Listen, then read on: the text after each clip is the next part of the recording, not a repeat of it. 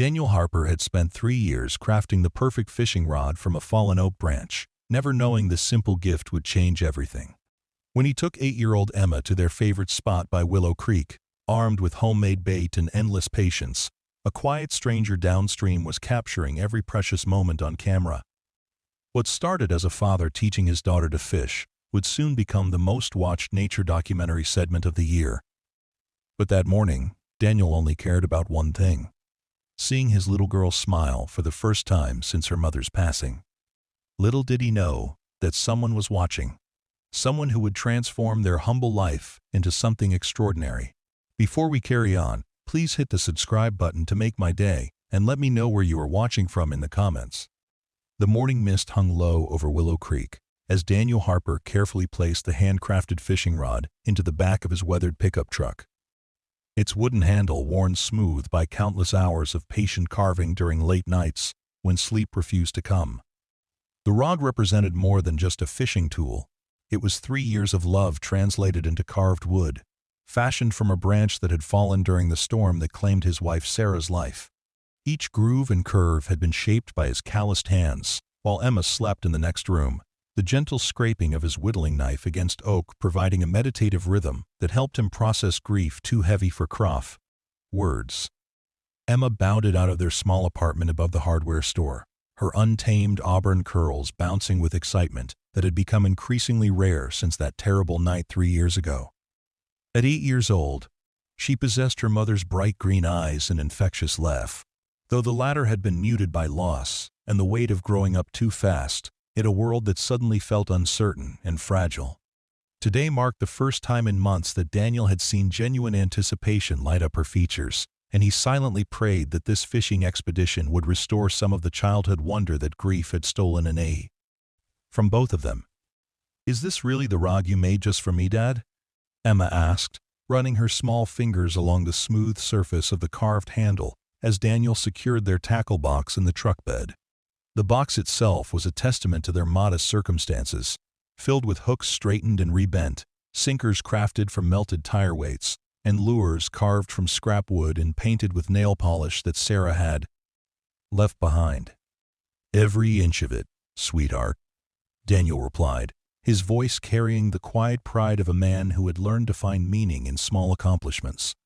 "Remember how I told you about the tree that fell in our yard during that big storm? Well, I saved the best branch and spent every evening working on it, thinking about the day I'd finally get to take you fishing properly." The drive to Willow Creek took them through the rural outskirts of their small Montana town, past fields where morning dew sparkled like scattered diamonds on prairie grass, and old barns stood as monuments to simpler times. Daniel worked as the night manager at Henderson's Hardware, a job that paid just enough to keep them fed and housed, but left little room for extras like store-bought fishing equipment or family vacations. His hands, permanently stained with engine oil and wood stain, gripped the steering wheel as he watched Emma's face pressed against the passenger window, her breath fogging the glass as she pointed out hawks circling overhead and wildflowers blooming along the roadside. Their destination was a secluded bend in Willow Creek where Daniel had fished as a boy with his own father, before life became complicated by responsibilities and heartbreak. The spot was hidden from the main road by a stand of cottonwoods and accessible only by a narrow dirt path that most people overlooked. Here, the stable lay. Water ran clear and slow, creating perfect pools where trout gathered in the shade of overhanging branches, and the only sounds were the gentle murmur of flowing water and the distant call of meadowlarks as they gathered their deer and made their way down the familiar path. Daniel felt the weight of 3 years' worth of postponed father-daughter moments settling on his shoulders. Sarah had always been the one to plan family activities and create magical memories, while he worked extra back shifts to make ends meet.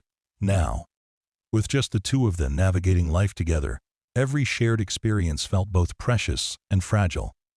Carrying the responsibility of being enough for a little girl who deserved the world but had to settle for whatever her grieving father could provide.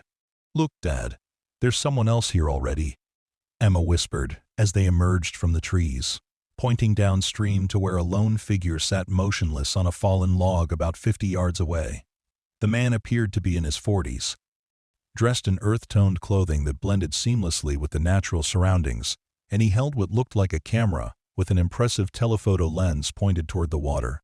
Daniel hesitated, protective instincts flaring as he considered whether to find another spot, rather than risk disturbing a stranger or having their private moment observed by someone they didn't know.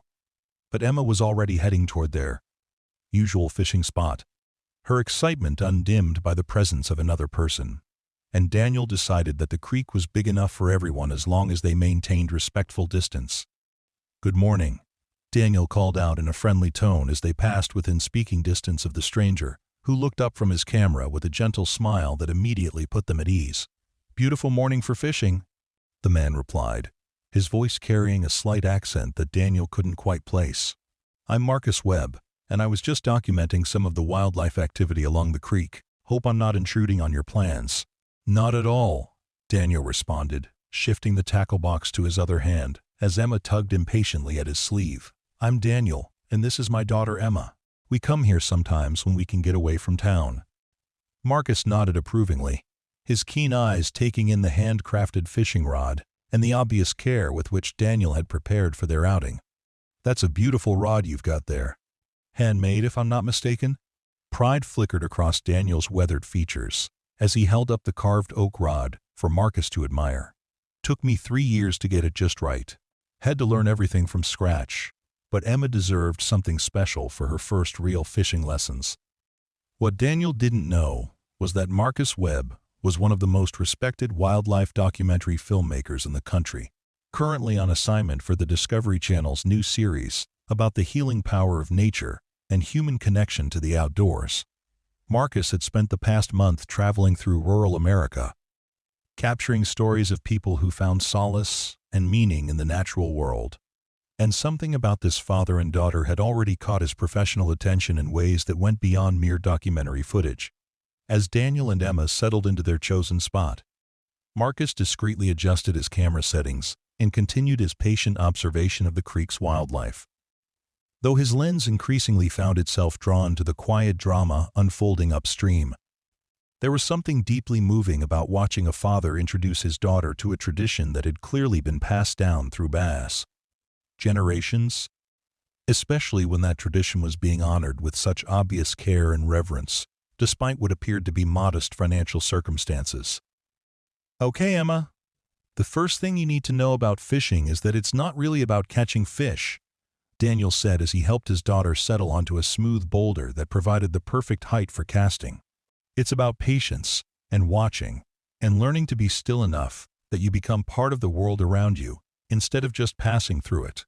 Emma nodded solemnly, her small hands wrapped around the carved handle of the rod as Daniel showed her how to hold it properly, his larger hands guiding hers with the gentle patience of someone who understood that this moment was about far more than teaching fishing techniques.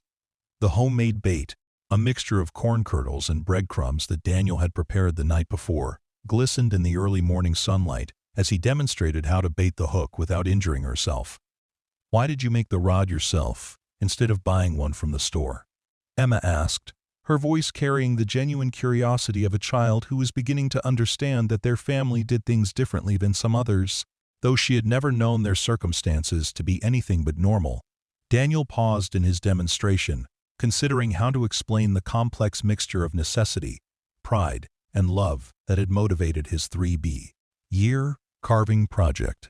"Well, sweetheart, partly because making something with your own hands means it's exactly what you need, not just what someone else thinks you should have. But mostly because every time you hold this rod, you'll know that your dad spent hundreds of hours thinking about you and planning for the day when we could fish together." The answer seemed to satisfy Emma, who ran her fingers along the smooth wood with new appreciation for the countless evenings her father had spent hunched over his workbench in their small apartment, surrounded by wood shavings and the soft glow of a desk lamp. She had often fallen asleep to the rhythmic sound of his carving, never fully understanding what he was creating until this moment, when the finished product felt alive and warm in her hands. Downstream, Marcus Webb found himself deeply moved by the tenderness of the scene playing out before his lens. In his years of documenting human relationships with nature, he had learned to recognize authentic moments of connection and what he was witnessing felt profoundly genuine, in a way that couldn't be staged or recreated. The father's patient instruction, the daughter's rapt attention, and the obvious love that flowed between them created exactly the kind of story that his producers were hoping to find for their series about rediscovering wonder in simple pleasures. The first cast was a disaster, with Emma's enthusiastic swing sending the line tangling into the branches of a nearby willow tree. But Daniel's reaction was nothing but encouragement and gentle guidance as he helped her untangle the mess and try again. "That's exactly what happened to me on my first cast when I was about your age," he told her with a laugh that carried no trace of frustration. "My dad said it was like the trees were trying to teach me humility right from the bud." Start. Marcus captured the entire sequence, from Emma's initial disappointment at the tangle to her growing confidence as Daniel guided her through the proper casting motion. The filmmaker had seen thousands of hours of footage over his career, but there was something about this father's unwavering patience and the daughter's determination to master this new skill that spoke to universal themes of love, perseverance, and the passing of traditions from one generation to the next. On her fourth attempt, Emma managed a clean cast that sent her line arcing gracefully across the creek to land in a promising pool beneath an overhanging boulder. The look of pure joy and accomplishment that lit up her face was worth every tangled line and patient re-explanation that had led to this moment. And Daniel felt his heart swell with a pride that had nothing to do with fishing and everything to do with watching his daughter discover her own capabilities. "I did it, Dad. I really did it," Emma exclaimed, her voice carrying across the water as she watched her bobber settle onto the surface and begin its patient dance with the current. "You sure did, sweetheart," Daniel replied, settling beside her on the boulder with his own simple rod, a store-bought model that he'd honed since high school and that showed its age in every worn guide and faded finish. "Now comes the hardest part of fishing, which is learning to wait and watch and let the creek tell you its secrets." The waiting proved to be anything but boring, as Daniel helped Emma identify the various birds that called the creek home. From the brilliant flash of a kingfisher diving for minnows to the stately progress of a great blue heron stalking through the shallows on impossibly thin legs, he taught her to read the water, pointing out the subtle differences between pools where fish were likely to hide and the fast-moving runs where they would be too busy fighting the current to be interested in food. Marcus found himself capturing not just the fishing instruction, but the entire ecosystem of learning that surrounded it. As Daniel used every bird sighting and insect hatch as an opportunity to share knowledge about the natural world with his eager daughter. This was education in its purest form, free from curricula and testing, driven entirely by curiosity and the shared joy of discovery. "Dad, why do you know so much about all these animals?" Emma asked during a lull in the action, her line still dancing hopefully in the current while they watched a family of ducks paddle past in perfect formation. Daniel smiled at the question, his mind drifting back to countless fishing trips with his own father, a man who had possessed an encyclopedic knowledge of Montana's wildlife and an endless patience for sharing that knowledge with an eager son. "Your grandfather taught me most of it when I was growing up. He used to say that you couldn't really catch fish unless you understood the whole world they lived in, from the bugs they ate to the birds that competed with them for food." The mention of Emma's grandfather, whom she had never met due to his passing before her birth, opened a door to family stories that Daniel rarely shared, but which seemed appropriate in this setting, where 3 generations of fishing knowledge were being passed along. He told her about learning to tie flies with his father, about camping trips, where they would fish from dawn to dusk, and about the patient way his dad had taught him that fishing was really just an excuse for spending time in beautiful places with people you loved. "I wish I could have met Grandpa," Emma said wistfully, her young mind trying to picture this man who had taught her father everything he was now teaching her. "He would have loved you so much, Emma," Daniel replied, his voice carrying the weight of loss but also the warmth of cherished memories. "And you know what? Every time we come fishing together, he's here with us in all the things he taught me to notice and appreciate about places like this." The sentiment seemed to resonate with Emma, who nodded thoughtfully and returned her attention to watching her bobber with renewed focus. As if she could feel the presence of generations of fishermen who had sat in similar spots and felt the same connection to the flowing water and the life it supported. Marcus Webb, who had been documenting the entire conversation through his telephoto lens, found himself unexpectedly moved by the layered story emerging before him. This wasn't just a father teaching his daughter to fish. It was a multi-generational tradition, being preserved and passed along, despite what appeared to be challenging circumstances. The handmade rod, the careful preparation, and the obvious love invested in this shared experience spoke to values that seemed increasingly rare in a world of instant gratification and digital distractions. Around mid-morning, Emma's patient vigil was rewarded when her bobber suddenly disappeared beneath the surface with a decisive plunge that sent ripples across the calm pool. The excitement that transformed her face was worth every hour of preparation and every patient explanation that had led to this moment, and Daniel's quiet coaching helped her set the hook and begin the careful process of bringing her first fish to shore. "Keep your rod tip up, sweetheart, and let the rod do the work," Daniel instructed as Emma fought to control her excitement and follow his guidance.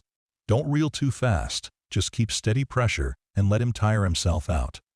The fish, a beautiful native cutthroat trout that flashed silver and orange in the dappled sunlight, provided just enough resistance to make the fight exciting without being overwhelming for an 8-year-old angler. Marcus captured every moment of the battle, from Emma's initial surprise at feeling the fish's weight to her growing confidence as she learned to work with the rod's flexibility to tire her quarry. When the trout finally slid into the shallows, where Daniel could help her land it, Emma's expression of pure wonder and accomplishment was everything that fishing was meant to create. She had connected with something wild and beautiful, had tested her skills against nature's challenges, and had emerged victorious through patience, persistence, and proper technique. "Oh, Dad, he's so beautiful," Emma breathed as Daniel carefully removed the hook and held the trout in the shallow water, allowing her to admire its perfect fins and the intricate pattern of spots that marked it as a native fish that had grown up in these same waters. "She is beautiful," Daniel agreed, gently correcting Emma's pronoun choice while showing her how to determine the fish's gender by examining its features. "And she's been living in this creek probably since before you were born, growing strong and smart by learning where to find food and how to avoid danger." The decision of whether to keep the fish or release it became another teaching moment as Daniel explained the ethics of fishing and the importance of conservation for ensuring that future generations would be able to enjoy the same experiences they were sharing today. Emma, without any prompting from her father, announced that she wanted to let the trout go so that it could keep living its fish life and maybe have babies. The release ceremony was conducted with appropriate reverence as Daniel showed Emma how to hold the fish gently in the current until it was ready to swim away under its own power. When the trout finally disappeared into the depths of the pool with a flash of its tail, Emma clapped her hands with delight that seemed to encompass both her successful catch and her generous decision to return it to its home. Marcus Webb, who had been filming the entire sequence, recognized that he had just documented something truly special. The combination of traditional skills being passed from father to daughter, the obvious love and respect for the natural world, and the genuine joy of shared discovery created exactly the kind of authentic human story that resonated with audiences across all demographics. As the day progressed, Emma caught 2 more fish, each one providing new lessons and fresh excitement as she refined her technique and grew more confident in her abilities. Daniel proved to be an endless source of patience and encouragement, celebrating each small success while gently correcting mistakes in a way that built confidence rather than discouraging experimentation. During their lunch break, shared on a fallen log that provided a perfect picnic table, Daniel and Emma spread out a simple meal of peanut butter sandwiches and apples that tasted extraordinary in the outdoor setting. Their conversation ranged from fishing techniques to school subjects to dreams for the future, with Daniel listening carefully to his daughter's thoughts and responding with the kind of attention that made her feel valued and heard. "Dad, can we do this every weekend?" Emma asked between bites of her sandwich, her eyes already planning future fishing adventures. "We'll come as often as we can, sweetheart," Daniel promised, though both of them understood the practical limitations that governed their lives. His work schedule at the hardware store, combined with Emma's school activities and the various responsibilities of single parenthood, meant that days like this were precious, exactly because they were rare. Marcus, who had continued his discreet documentation throughout their lunch break, found himself increasingly convinced that this story needed to be shared with a wider audience. The authentic love between father and daughter, the reverence for natural traditions, and the obvious care with which Daniel was introducing Emma to the outdoors represented values that felt both timeless and urgently raw, relevant in contemporary society. The afternoon brought new challenges and discoveries as Daniel introduced Emma to different techniques and locations along the creek. They tried fly fishing with hand-tied flies that Daniel had crafted during long winter evenings, explored pools that required more advanced casting skills, and discussed the complex ecosystem that supported not just fish, but the entire web of life that depended on healthy waterways. Each new lesson built upon the previous ones, creating a comprehensive education that went far beyond simple fishing instruction to encompass biology, ecology, conservation, and the deep satisfaction that comes from mastering traditional skills through patient practice and careful observation. "You know what I love most about fishing, Dad?" Emma said as they prepared to try one last pool before heading home. "What's that, sweetheart?" "It's just you and me and the fish and the water, and nothing else matters for a while," she replied, with an insight that surprised Daniel with its maturity and accuracy. The observation perfectly captured what Daniel had hoped this day would provide: a respite from the complexities and pressures of their daily lives, and an opportunity to focus entirely on each other and the simple pleasure of being present in a beautiful place. Emma's ability to articulate this feeling suggested that she was internalizing not just fishing techniques, but the deeper values that made such experiences meaningful.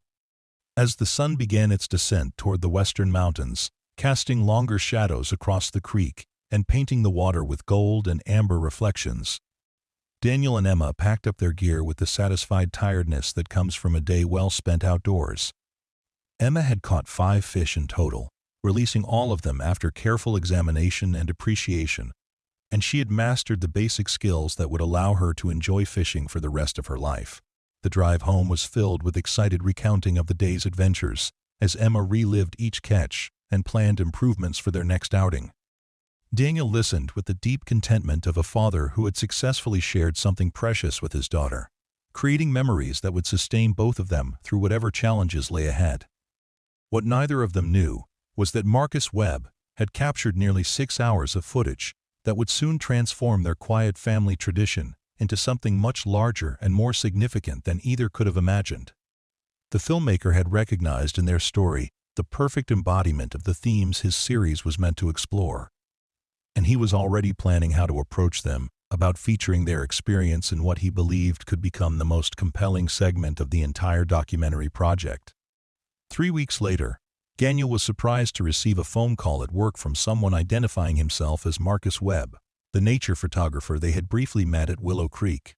Marcus explained that he was actually a documentary filmmaker working on a series about Americans reconnecting with nature, and he asked if Daniel and Emma might be interested in participating in a project that could potentially help other families discover the same joy they had found in their fishing adventures. The initial conversation was cautious on Daniel's part, as his protective instincts made him wary of exposing Emma to any kind of public attention or exploitation. But Marcus's respectful approach and clear passion for the story gradually convinced Daniel that this might be an opportunity to share something positive with the world while potentially opening doors for Emma's future that would otherwise remain closed. The formal interview process took place over several sessions, with Marcus visiting their small apartment to capture the story behind Daniel's hand-carved fishing rod and the 3 years of patient work that had gone into its creation. Emma proved to be a natural in front of the camera, her genuine enthusiasm and articulate description of their fishing adventures providing exactly the kind of authentic content that made great documentary television. Marcus also returned to Willow Creek with Daniel and Emma to film additional footage that would complement the candid material he had captured during their original outing. Watching them recreate their fishing experience while knowing they were being filmed revealed the genuine nature of their relationship, as nothing essential changed about their interaction or their obvious enjoyment of each calf. Others, company. The editing process took several months, during which Marcus crafted their story into a compelling narrative that highlighted both the individual relationship between father and daughter and the broader themes of tradition, conservation, and the healing power of natural experiences.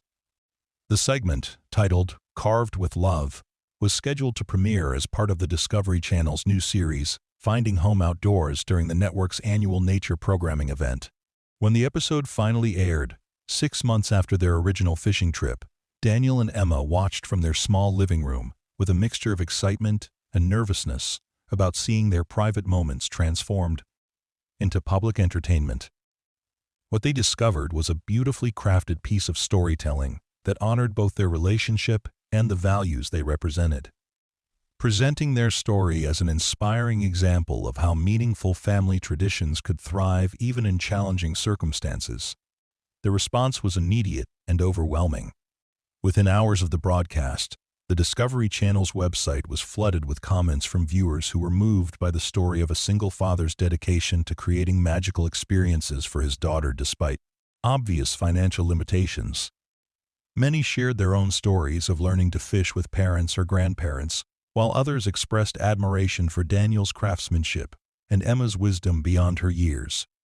Local media picked up the story within days, leading to newspaper interviews and television appearances that suddenly thrust Daniel and Emma into a spotlight they had never sought or expected. The attention was largely positive, focusing on the values they represented and the inspiring nature of their father-daughter relationship. But it also brought changes to their quiet life that took time to process and understand. The most significant change came in the form of offers and opportunities that began arriving almost immediately after the broadcast. A major fishing equipment manufacturer contacted Daniel about producing replica versions of his hand-carved rod design, with royalties that could provide long-term financial security for Emma's brass. Education. A publisher expressed interest in a children's book about their fishing adventures, and several outdoor education programs invited them to participate in promotional activities that could spread their message about the importance of connecting children with nature. Most surprisingly, a foundation dedicated to supporting single-parent families reached out with an offer that seemed almost too good to be true. They had been moved by the story of Daniel's dedication to providing meaningful experiences for Emma, despite their modest circumstances, and they wanted to provide a scholarship fund for Emma's education, along with assistance in purchasing a home where father and daughter could build even more memories together. The house they were offered was a modest but comfortable 3-bedroom home on 5 acres just outside town, complete with a workshop where Daniel could continue his woodworking projects and a small pond that was already stocked with fish. The property included mature trees, hiking trails, and enough space for Emma to grow up with room to explore and develop her own relationship with the natural world. The transition from their small apartment to their new home took place over the summer, allowing Emma to adjust to the changes gradually, while maintaining her connections with school friends and familiar routines.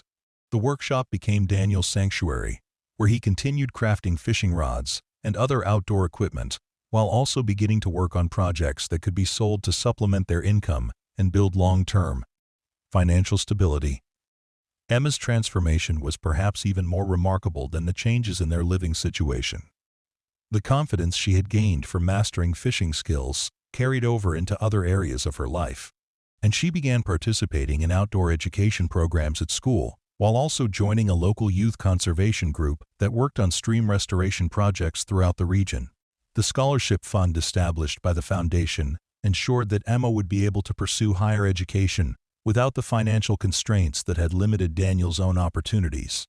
And she began to dream about becoming a marine biologist or environmental scientist who could work to protect the waterways and wildlife she had come to love through her fishing experiences. Daniel found himself in the unexpected position of becoming a spokesperson for the values he had always lived but never expected to articulate publicly. Speaking engagements at outdoor education conferences and family recreation events allowed him to share the message that meaningful family experiences didn't require expensive equipment or exotic destinations, just patience, creativity, and genuine commitment to spending focused time together. The fishing rod business that grew out of the initial manufacturer interest developed into a sustainable source of income that allowed Daniel to reduce his hours at the hardware store while increasing his time available for both craftsmanship and family activities. Each rod he created was still hand-carved with the same care and attention that had gone into Emma's original rod, and the waiting list of customers who wanted their own, carved with love fishing rod, grew longer each month. A year after the documentary aired, Daniel and Emma were invited back to Willow Creek for a special celebration hosted by the state's Department of Natural Resources. The creek had been designated as a conservation area, partly due to the attention generated by their story. And a new educational program was being launched to teach traditional fishing skills to children from urban areas who had never experienced the kind of natural connection that Daniel and Emma represented. The ceremony included the dedication of a small pavilion near their favorite fishing spot, designed to provide shelter for the educational programs, while preserving the natural character of the area that had made it special in the first place. Emma was asked to catch and release the first fish in the newly protected waters, a responsibility she approached with appropriate reverence and obvious pride. Marcus Webb, who had remained in contact with the family throughout their remarkable journey, documented the celebration as a follow-up to his original segment. The contrast between the nervous father and shy daughter he had first filmed, and the confident, articulate advocates they had become provided a powerful testament to how one authentic story, properly told, could create positive changes that extended far beyond its original subjects. The most meaningful aspect of their transformation, however, remained the strengthened relationship between father and daughter that had grown even deeper through all the changes and opportunities that followed their moment of unexpected fame. Their weekly fishing trips to various locations throughout the region had become the anchor point around which everything else in their lives was organized, providing continuity and connection that remained constant despite all the external changes. Emma, now 10 years old and increasingly articulate about conservation issues and outdoor education, had begun teaching younger children how to fish as part of the state's new education program. Her patient instruction and obvious love for the sport made her a natural teacher, and watching her pass along the lessons her father had taught her provided Daniel with proof that the values he had worked to instill were taking root in ways that would continue to grow throughout her life. The hand-carved fishing rod that had started their journey remained Emma's favorite piece of equipment, though she now also owned several high-quality commercial rods that had been gifts from sponsors and supporters. The original rod represented something irreplaceable, a physical manifestation of her father's love and the countless hours he had invested in creating something specifically for her. And she understood its significance in ways that went far beyond its practical function as a fishing tool. During quiet moments at home, Daniel often reflected on the remarkable chain of events that had transformed their lives from that simple morning when he had decided to finally take Emma fishing with the rod he had spent 3 years crafting.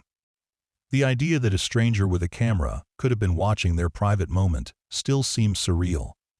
But the positive outcomes that had resulted from that chance encounter had convinced him that sometimes the universe provides exactly the opportunities that people need, even when they don't know they need them. The financial security provided by the rod manufacturing royalties, the book deal, and Emma's scholarship fund had eliminated the constant stress that had characterized their life before the documentary aired. Daniel was able to focus on being a father and craftsman rather than just surviving from paycheck to paycheck, and Emma was free to pursue her interests and dreams without worrying about whether her family could afford the opportunities she wanted to explore. But perhaps the most important change was the confidence that both father and daughter had gained from seeing their story resonate with so many people across the country. The thousands of letters and emails they had received from viewers who were inspired to start their own family fishing traditions, or who simply wanted to thank them for sharing something genuine and positive, had shown them that their values and experiences were not only valid but valuable to others. The success had also brought opportunities for Daniel to expand his advocacy for outdoor education and conservation, leading to his appointment to the state's Outdoor Recreation Advisory Board and invitations to speak at national conferences about the importance of connecting children with nature.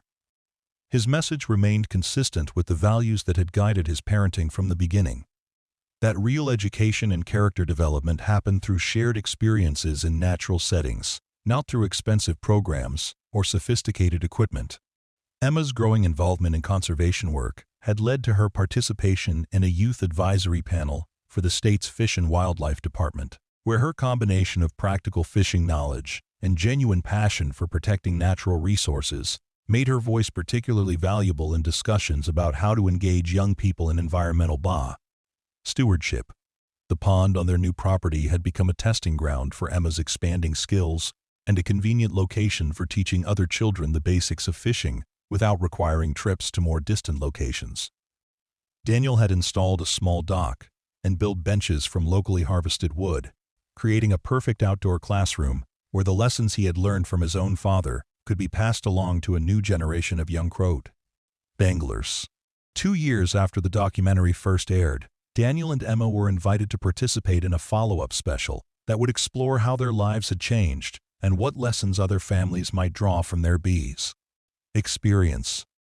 The filming process revealed the depth of their transformation, while also highlighting the consistency of their core values and the strength of their relationship that had made everything else possible. The follow-up special, titled Carved with Love, 2 years later, premiered during the Discovery Channel's annual Earth Day programming and drew even larger audiences than the original segment. Viewers were able to see Emma's growth from an eager but inexperienced young angler to a confident teacher and conservation advocate, while also witnessing Daniel's evolution from a struggling single father to a successful craftsman and respected voice in outdoor education. The most powerful moments in the follow-up special came during their return to Willow Creek, where Marcus Webb had first discovered their story. The location had changed significantly due to its designation as a conservation area and the installation of educational facilities, but the essential character of the place remained intact. And watching Daniel and Emma fish together in the same spot where their journey had begun provided a satisfying sense of continuity and completion. Emma's fishing skills had advanced dramatically over the 2 years since the original filming, and she now demonstrated techniques that showed both technical proficiency and deep understanding of fish behavior and aquatic ecosystems. Her ability to explain complex concepts to younger children while maintaining their interest and enthusiasm made it clear that she had inherited her father's gift for patient instruction and genuine care for his student success. The documentary series had sparked a nationwide movement that the producers called Carved with Love Families, referring to parents who had been inspired to create their own traditions of outdoor education and skill sharing with their children. Social media groups dedicated to sharing handcrafted fishing equipment, family fishing adventures, and conservation education projects had grown to include thousands of families across the country. Daniel found himself at the center of this movement, not as a leader seeking followers, but as an example of what was possible when parents prioritized relationship building and character development over material acquisition and competitive achievement. His speaking engagements increasingly focused on encouraging other parents to identify their own passions and skills that could be shared with their children, regardless of whether those interests involved fishing or any other specific activity. The business built around his hand-carved fishing rods had grown into a sustainable enterprise that employed several local craftsmen and supported the economic development of their rural community. Each rod was still individually crafted according to Daniel's original standards, with customers often waiting months for their custom orders. But the demand remained strong, because people understood they were purchasing not just equipment, but a connection to the values and traditions that the Carved with Love story represented. Emma's scholarship fund had grown beyond the original foundation's contribution to include donations from viewers, fishing equipment companies, and conservation organizations that wanted to support her education and future career in environmental science.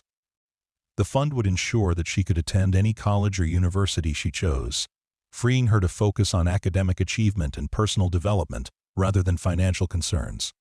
The conservation area at Willow Creek had become a model for similar projects throughout the region, demonstrating how media attention could be leveraged to support environmental protection while also providing educational opportunities for young people.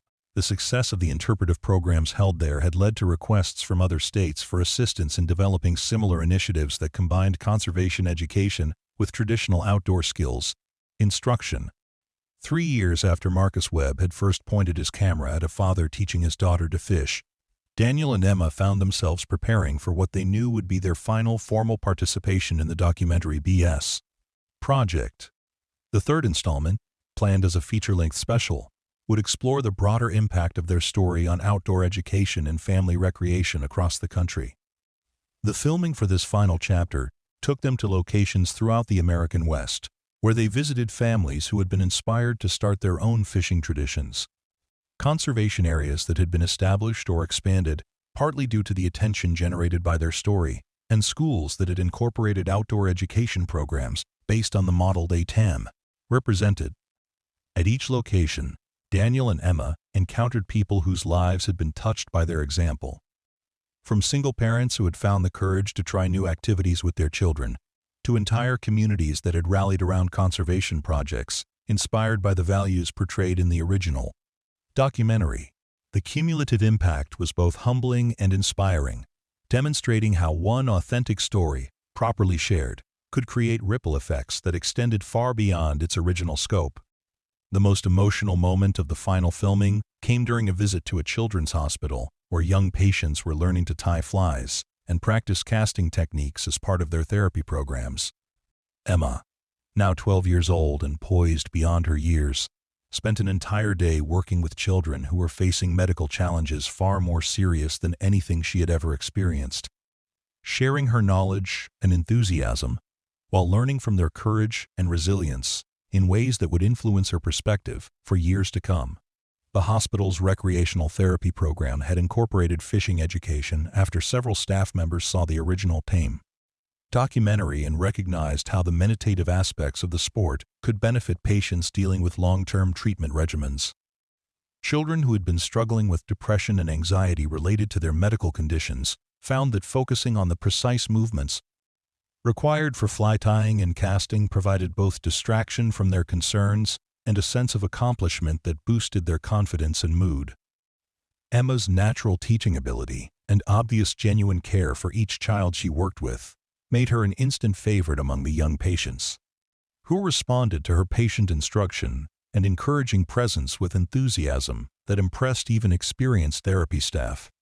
Watching her demonstrate casting techniques to a boy who had lost his left arm to cancer, then celebrating with him when he successfully completed his first cast using modified equipment, provided powerful evidence of how outdoor skills could be adapted to meet individual needs and circumstances.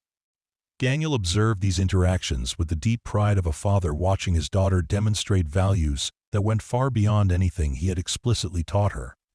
Recognizing that Emma's compassion and natural leadership abilities were emerging through her growing confidence and expertise in activities they had originally pursued simply for the joy of spending time together. The hospital visit also reinforced for both Daniel and Emma the responsibility that came with their unexpected platform and influence. They had never sought fame or recognition, but having received it, they felt obligated to use their visibility to support causes and organizations that aligned with the values that had made their story resonate with so many people. The final documentary special, titled Carved with Love, A Movement Grows, premiered 3 years after Marcus Webb had first captured their fishing trip at Willow Creek. The feature-length program wove together their personal story with the broader impact their example had created, showing how one family's commitment to sharing outdoor traditions had inspired a nationwide conversation about the importance of unstructured time in natural settings for child development and family bonding. The special included segments filmed at dozens of locations across the country, featuring families who had started their own fishing traditions, schools that had implemented outdoor education programs, and conservation areas that had been established or expanded, partly due to increased public interest in protecting natural spaces for future generations. The cumulative effect was a portrait of grassroots change driven by authentic values rather than corporate marketing or political agendas. Perhaps the most significant long-term impact of their story was its influence on educational policy discussions at both state and federal levels. Lawmakers who had seen the documentaries began proposing legislation to support outdoor education programs in public schools. Recognizing that the kind of experiential learning demonstrated by Daniel and Emma's relationship offered benefits that traditional classroom instruction alone could not provide, the legislation, informally known as the Carved with Love Act, proposed federal funding for outdoor education facilities and teacher training programs that would make fishing, hunting, camping, and other traditional outdoor skills available to students regardless of their family's economic circumstances or geographic location. The bill gained bipartisan support from legislators who recognized that outdoor education addressed concerns about childhood obesity, academic stress, and disconnection from natural systems that affected constituents across political and demographic lines. Emma's testimony before a congressional subcommittee considering the legislation provided one of the most compelling arguments for its passage, as she spoke eloquently about how learning to fish had taught her patience, observation skills, and respect for natural systems that enhanced her academic performance and personal development in measurable ways.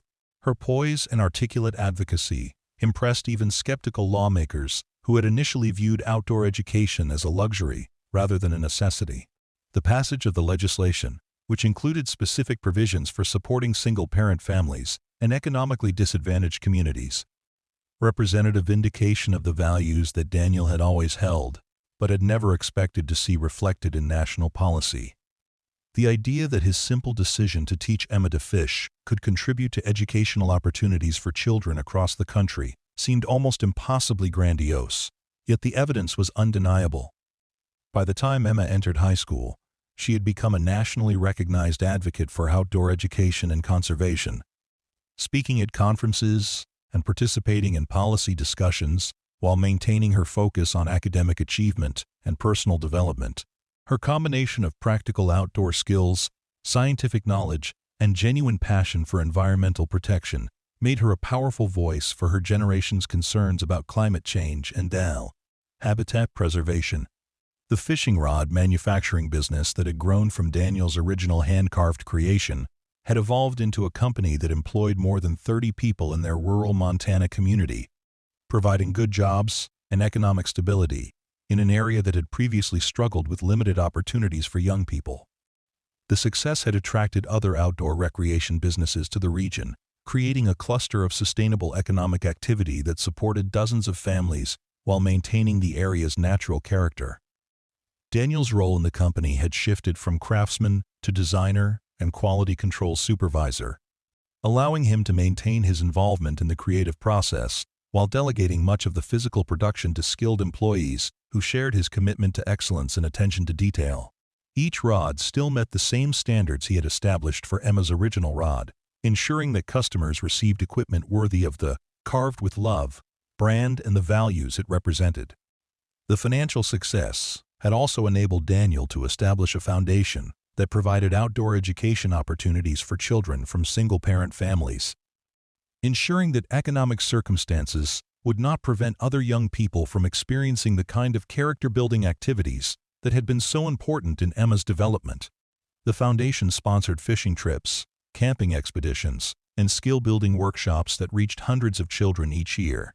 Emma's college plans had crystallized around her goal of becoming a marine biologist specializing in freshwater ecosystems, with particular interest in the impact of climate change on trout populations and stream health. Her scholarship fund would allow her to attend any university she chose, and she had already been accepted to several prestigious programs that would provide the scientific training necessary to pursue her conservation goals. The relationship between father and daughter, that had provided the foundation for everything else, remained strong and central to both their lives. Anchored by their continued weekly fishing trips that had evolved to include increasingly sophisticated discussions about aquatic biology, conservation policy, and Emma's developing research interests. These conversations demonstrated how their shared activity had grown to encompass intellectual as well as emotional connections. The pond on their property had become a laboratory where Emma conducted water quality studies and fish population surveys as part of her high school science projects, applying rigorous scientific methods to questions that had emerged from her practical fishing experience. Daniel's pride in her academic achievements was matched by his appreciation for how she maintained reverence for the simple pleasures that had brought them together initially. Marcus Webb, who had remained connected to their story throughout its evolution, often reflected on how his decision to film one quiet moment between father and daughter had resulted in changes that neither he nor his and Rye subjects could have anticipated. The documentary had become his most acclaimed work, winning awards and generating follow-up projects. But more importantly, it had demonstrated the power of authentic storytelling to inspire positive change in ways that extended far beyond entertainment. The final chapter in the formal documentation of their story came 5 years after Marcus had first pointed his camera at Willow Creek. When Emma was preparing to graduate from high school as valedictorian of her class and recipient of multiple scholarship offers from prestigious universities. The celebration of her achievements provided an opportunity to reflect on the remarkable journey that had begun with a father's patient instruction and a daughter's eager willingness to learn. The graduation ceremony, held outdoors on a perfect spring day, included remarks by Emma that captured the essence of what she had learned through her unexpected experience of growing up in the public eye, while maintaining her connection to the values and activities that had shaped her character. Her speech acknowledged the role that fishing with her father had played in teaching her patience, observation skills, and respect for natural systems that had enhanced every aspect of her education. When my dad first took me fishing with that hand-carved rod he had spent 3 years making, neither of us knew that someone was watching and recording what we thought was just a private moment between father and daughter. Emma told the assembled crowd of classmates, family members, and community supporters. But what I've learned over the past 5 years is that the most important moments in our lives often happen when we're not trying to impress anyone, when we're just being ourselves and sharing what we love with the people we care about most. The speech continued with Emma's acknowledgement of how their unexpected fame had provided opportunities that would influence the rest of her life, but also her commitment to remaining true to the values that had made their story worth sharing in the first place. She spoke about her plans to study marine biology and eventually return to Montana to work on conservation projects that would protect the waterways and wildlife that had given her so much joy and inspiration. Daniel, sitting in the audience with tears of pride in his eyes, reflected on how completely their lives had changed, while the core of their relationship remained exactly what it had always been. A father and daughter who loved spending time together in natural settings and sharing their enthusiasm for outdoor activities with anyone willing to learn. The standing ovation that followed Emma's speech included not just her classmates and their families, but also representatives from the conservation organizations, educational institutions, and government agencies that had been influenced by their story over the years. The presence of these dignitaries at a small-town high school graduation demonstrated the far-reaching impact of one authentic family story properly told and generously shared.